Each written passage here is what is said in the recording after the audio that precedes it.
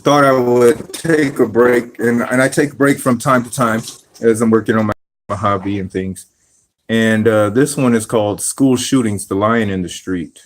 Again, this dad's a mama bear, father alienation survivor. So what's going on?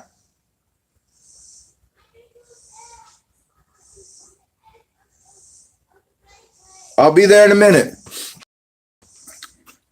So I told you before, my children, the best interest of the children in this case was to physically put them with their mom in King George, Virginia.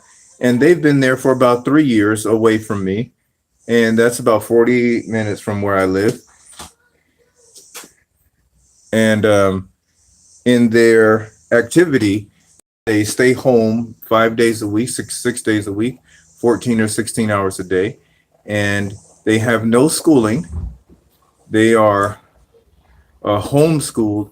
And the mother does this, she said, to protect the children.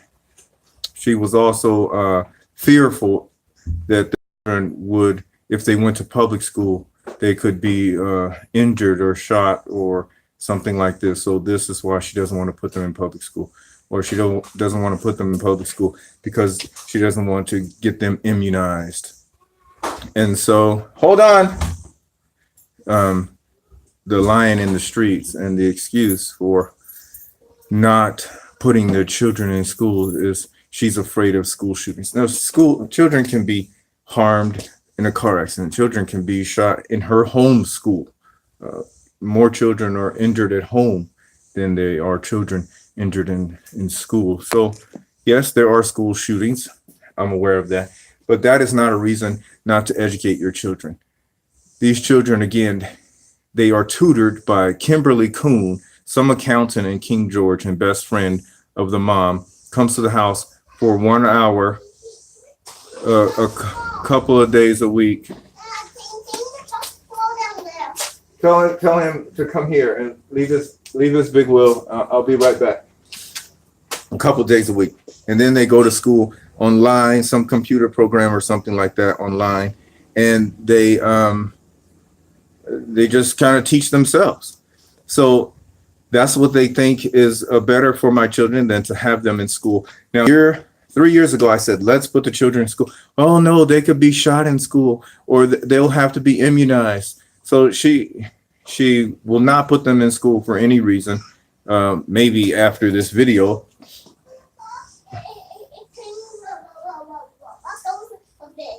Okay, just tell them to let go of it. I'll get it.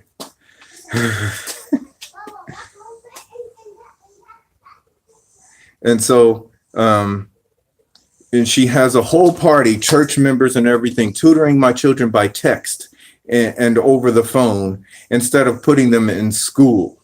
And these people are all protecting their children from me. They said, oh, we have to even protect it. She goes out even to get a protection order to put against me, which failed. It was dismissed in 2 minutes that day. I had a lawyer, thank God. Just a minute, son. I'll be with you in a minute. Please step out. Please step out. I'll be right there. Okay? And she tried to get a protection order so that I could never, ever see the children again. And I'll get into why. And thank God that failed. And she said it because she felt threatened. And well, has he ever threatened you? No, but I feel that he will. Well, what did he do that particular day? He came to the house and he rolled his window down and he was singing to the children.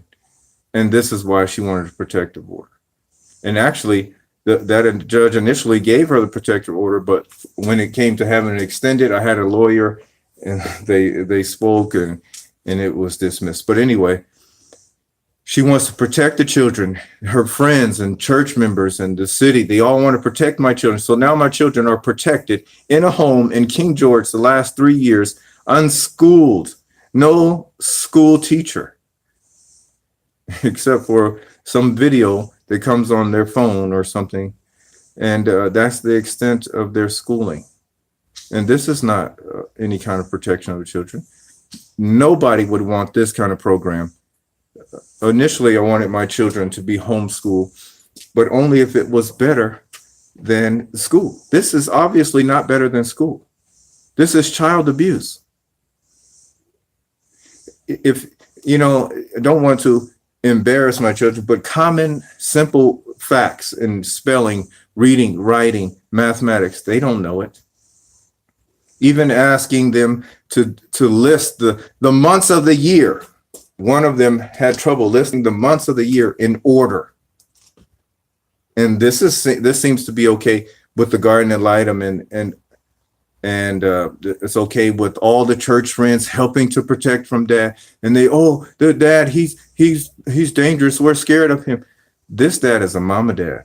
And what would happen if you went into a cave and disturbed a mama bear and took her cubs out? What would you expect? Is the mama bear chasing you, or is the mama bear chasing the cubs? I'm chasing my cubs. And I don't do it with threats or harm or danger. I'm chasing them. I'm drawing them back with my attention, with my love, with my care. And in the end, this will win. In the end, I've seen so many parental alienation cases where the child grows up to show animosity towards the one that did the alienating. It could be mother, father, or whomever.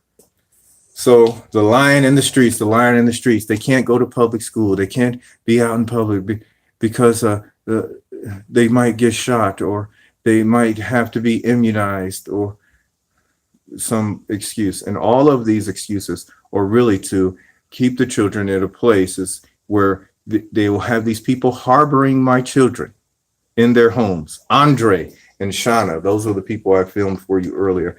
I'll get their last names. Harboring my children in their homes. The YMCA, I want to tell you about that. The YMCA harboring my children, hiding them, protecting them. There's a lion in the streets, but actually there's lying going on in the streets.